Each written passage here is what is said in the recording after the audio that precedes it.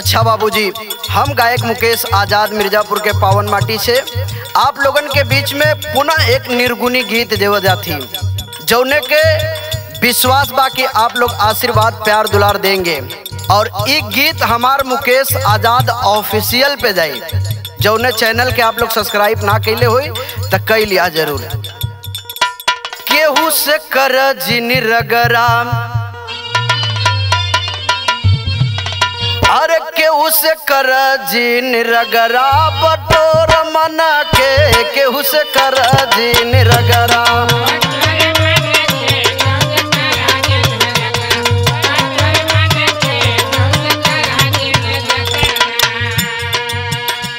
हर रखिया संहार है,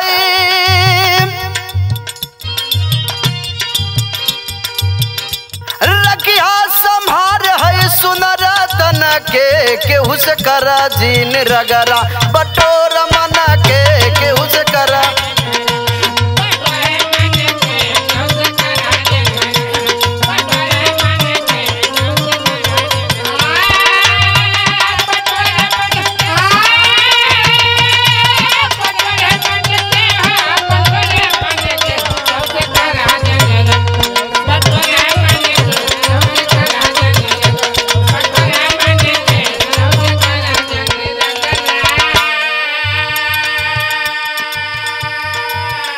ये दुनिया में आए के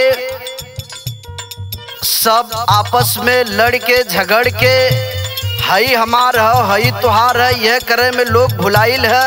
इस गीत के हमरे पिता श्री झिलमिल आजाद जी लिखे हैं। कैसे? अंतरा में ए माया के नगरिया में एक दम आई के,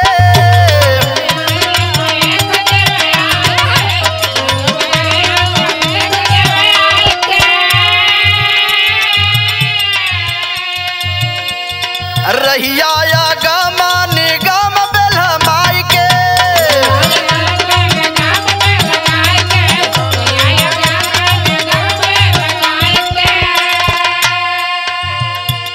लालच के गठरिया हटाव दिल से, हर लालच के गठरिया हटाव दिल से, केहू से कर जिन रगरा, बटोर मना के।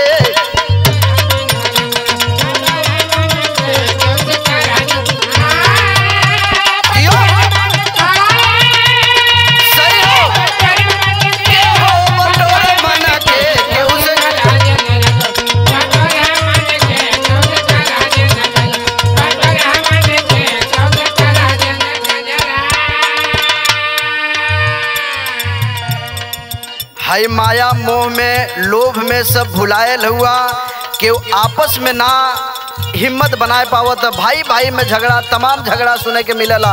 ए बदे लिखे के पड़ल दूसर की लाइन अंतरा में। कैसे? अनधन सोना चांदी खत्म हो जाए,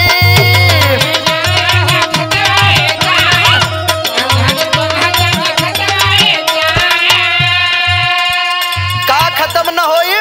प्रेम का चीज चोराओ ना चोराई,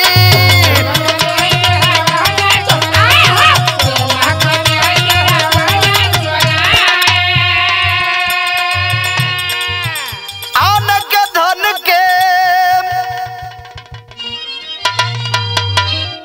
अरे आन के धन के न समझ धन के, केहू से कर जिन रगरा, बटोर मना के केहू से कर जिन रगरा।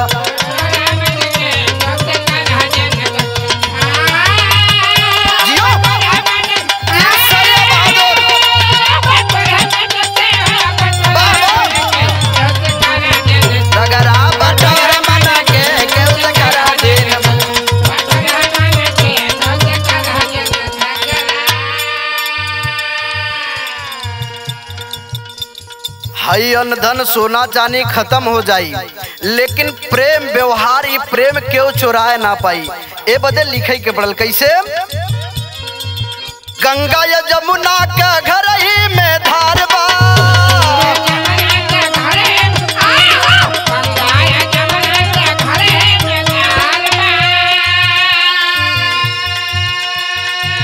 कर सेवा माई बाबू का कर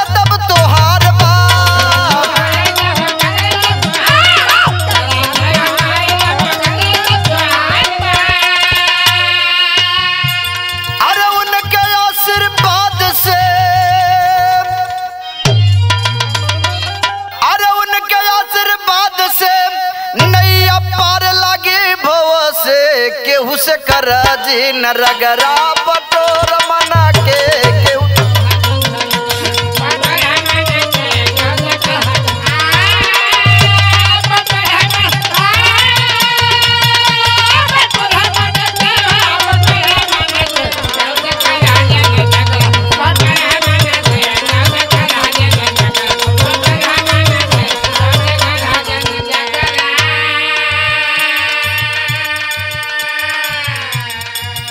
गंगा जमुना का घर ही में धार बा, कर सेवा माई बाबू के करतब तोहार बा।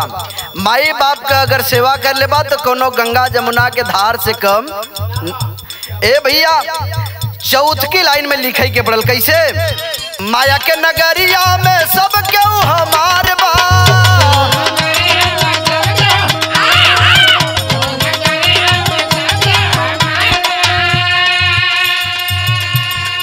उड़ जाई सुगनवा है ठठरियो बेकार बा।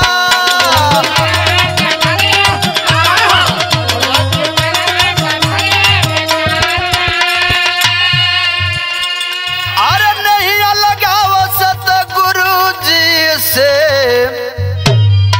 अरे नहीं लगाओ सतगुरु जी से, केहू से कर जी ने रगरा बटोर मना के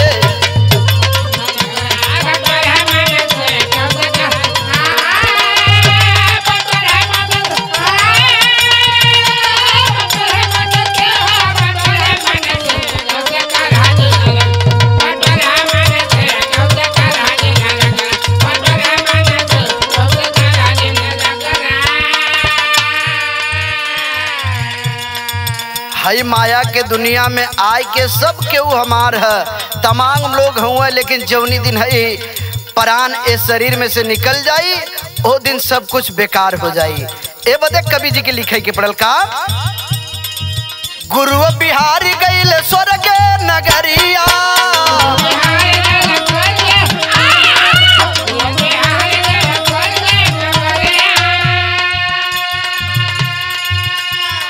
स्वर्ग में बोलवल रामदेव के पजरिया,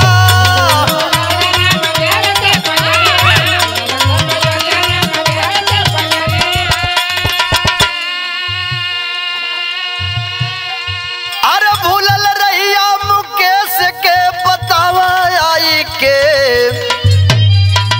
अरे भूलल रहिया मुकेश के बतावा आई के, केहू से करा जी न रगरा बटोर मना के।